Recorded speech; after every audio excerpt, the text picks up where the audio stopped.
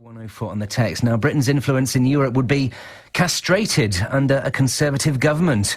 That's the stark warning from a French minister. They can always be quite descriptive, can't they, the French?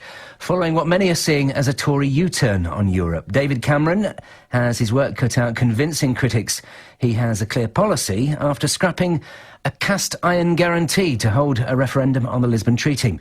Joining me now is Nikki Sinclaire, UKIP MEP for the West Midlands, joins us from the BBC in Birmingham. Good evening to you. Good evening, Nathan.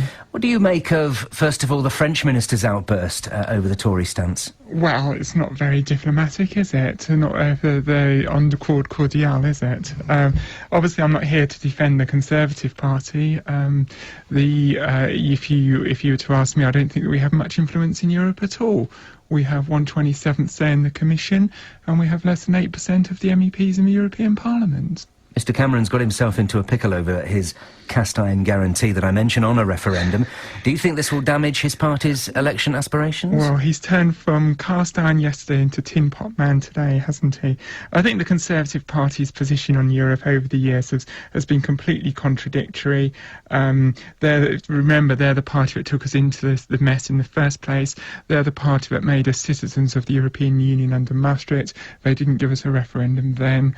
They've played about with the people's interests. They've put power before the principle of power before principle and the best interests of the British people, and they've lied consistently to the British people in elections. And now I think I'm quite pleased about this in a way, because now there's a clear blue line between the UK Independence Party and the Lib Lab Con.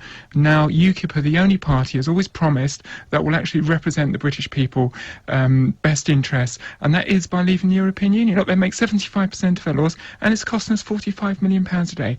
£45 million that we better spend on our schools, our hospitals and our infrastructure. Would you not let us have a referendum?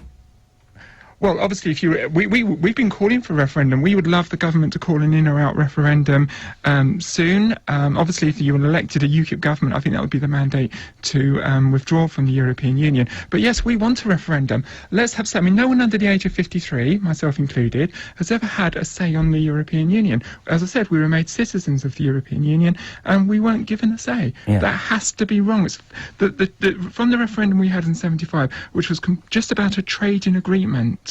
You know, there's never been a mandate for further integration of the European Union. And even your own BBC polls in March this year said 55% of people wanted to leave the European Union and 84% of people wanted no further transfer of power. But that, you know, the professional politicians of the Lib Lab Con ignore that, and they do not want the democratic will of the people. And of course, across Europe, there's never been, they're frightened. Even in France, the French rejected the constitution, and they also, even if you remember Maastricht, they only said yes to Maastricht by 50.5 to 49.5. You know, so it's not just the British people have scepticism about the European Union, it's across Europe. Of course, Ireland said no, first of all. Well, that was my next, said no. Yeah, my next point was going to be Ireland said no, first of all. Of course. Just because time's against us, let me just move on, because there's a couple of more points I want to raise. Obviously, okay. We're having a dig at the Tory party here, but obviously the Labour Party have failed to let us have a referendum on this issue as well. Why is your party so against the treaty? Wouldn't one decision maker be better for trade between countries? Well, we need one decision maker, absolutely, but that decision maker needs to be our own parliament in Westminster. Let's face it, the UK is the 6th largest economy in the world, and we can't even make a trading agreement with China, Japan, the US or India.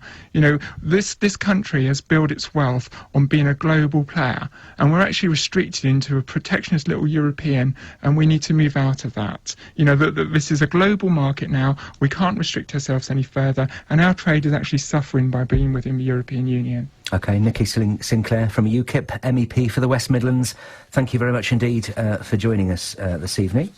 Let's get the weather now then.